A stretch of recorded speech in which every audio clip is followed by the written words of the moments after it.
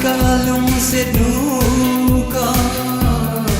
ungki pandotai nako matim tu daling Thursday Friday kam lung ya cham kim Saturday night kalung se pia pia ho pia ho lung sit chan long lâu after 100 years chan ka in lung sit na ki pa ting han na si nung la ya now bang kim pom jing in all ka in lung sit na kim tu cheng priya ne giel do china em hotel into Saturday night.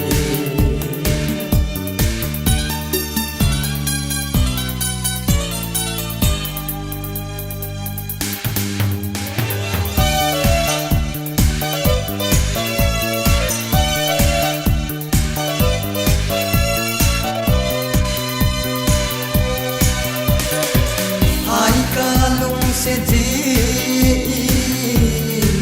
nun lui ma sang na za cha hello in ka in lel kim thu chu pa chim an na si lung lai ya na bang nei bong ki no go lung de lung sit ka hin chan long lâu after 100 years chan ka in lung sit na ki pa ting han na si lung la ya now bang kim bong jing in all ka in lung sit na kim tu cheng priya na giel do china em hotel into Saturday night.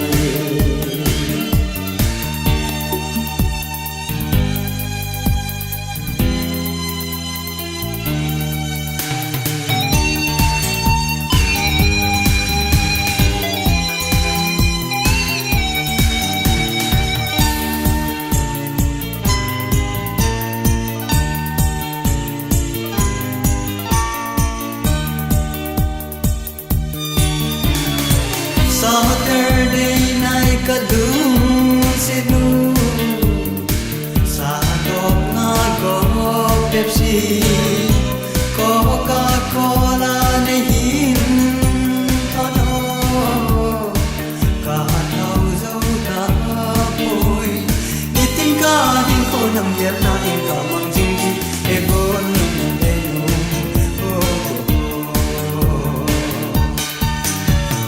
sit ka hin chan long lâu after 100 years chan ka hin lung sit na ki pa ting han na si nung la ya now bang kim bong jing in all ka hin lung sit na kim tu cheng priya ne giel do china em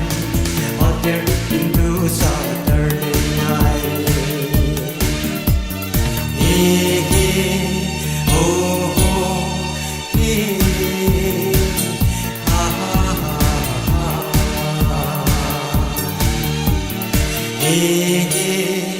Oh,